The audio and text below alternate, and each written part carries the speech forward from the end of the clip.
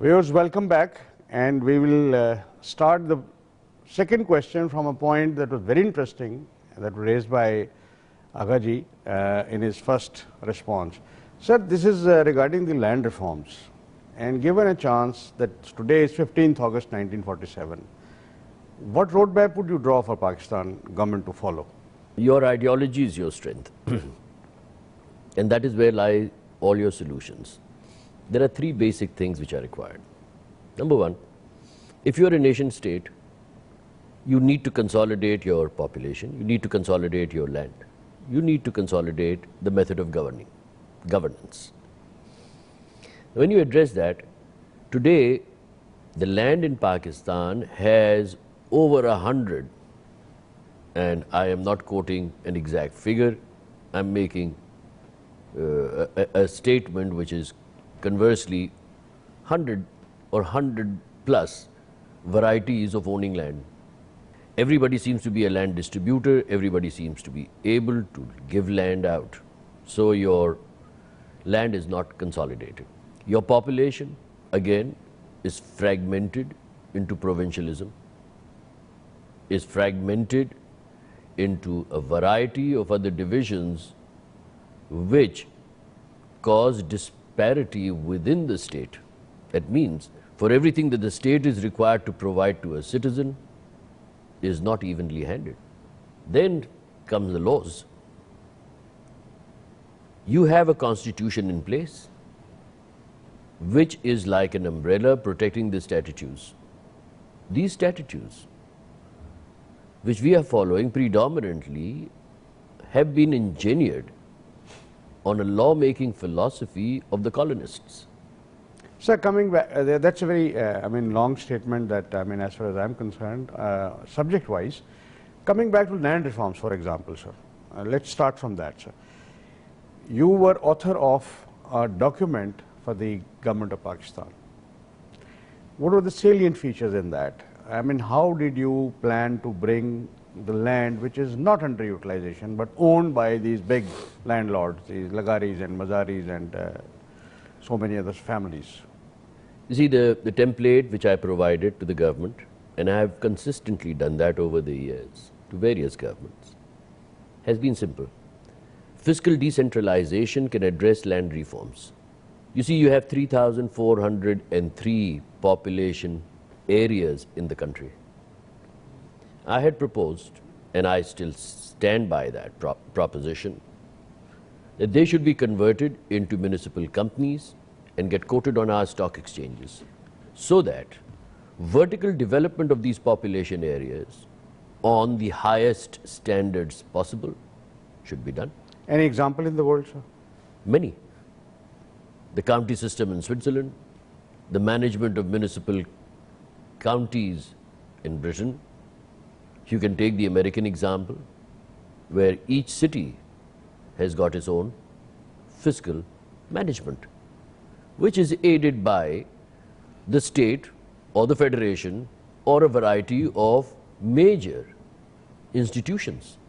Are political parties and political system averse to this? Or for that matter, even these military rules? They have to be averse to this. You see, it goes against the grain of they being able to manage constituencies.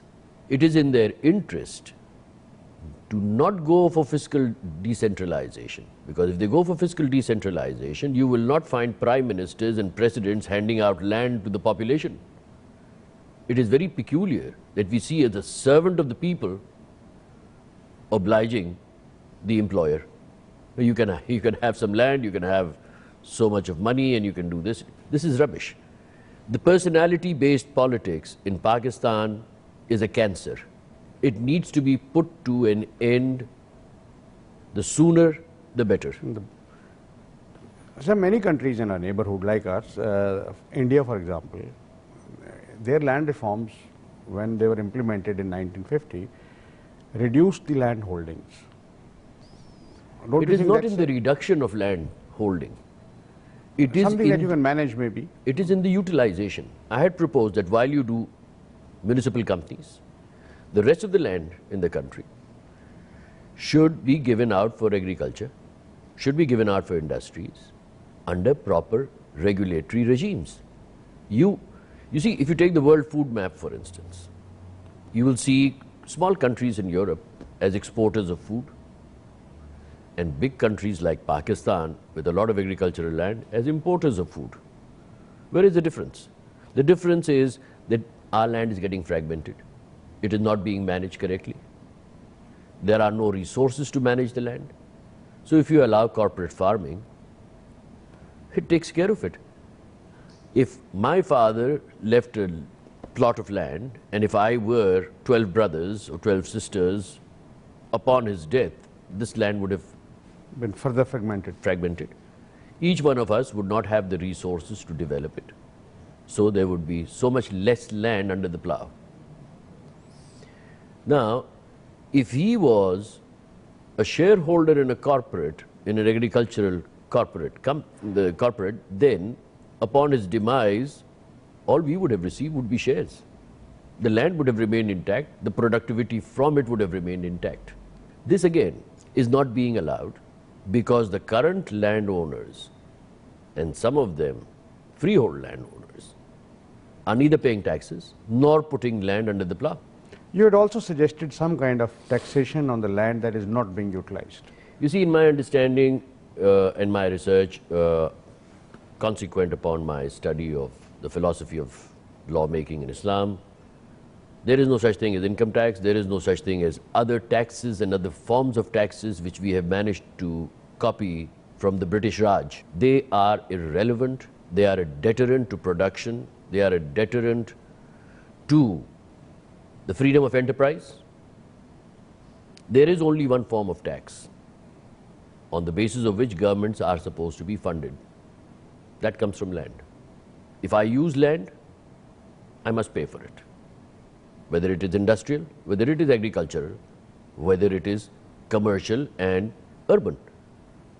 It makes no difference. So unless you are going to, what we call in Islam, masawat, unless you're going to have an even-handed policy for land management, for opportunity, for education, for health, for industrialization, for agricultural management,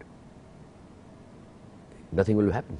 Will I be wrong in saying that the concept you are suggesting is implemented selectively by all Muslim countries, you know? In totality, it does not exist anywhere. Or in your knowledge? There is no such thing as a Muslim country in my view right now. We are following some sort of pattern which has allowed some sort of a political force to be in office. In Pakistan, they call it democracy. In other countries, it's called monarchy. In some countries, it is called Khilafat or whatever. Yeah, but I mean, that is all it's in the visage of something ideal, but it is in total denial of the basic requirement of government in Islam, which is equity. In fact, sir, we will talk about other aspects also. Now you've touched a very, very interesting point of ideology in respect to Pakistan.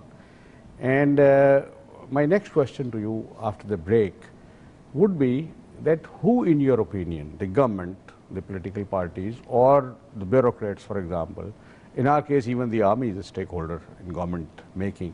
This is a bad word, though, stakeholder. Yes. The entire nation are stakeholders. Yes. So, who do you think should have implemented, keeping in mind 1947 situation, when for the following 8 to 9 years, we were confronted with a massive influx of these immigrants coming from India.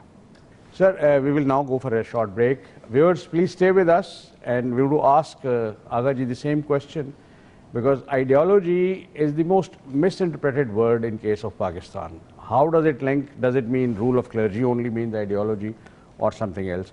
So please stay with us. We'll be back soon.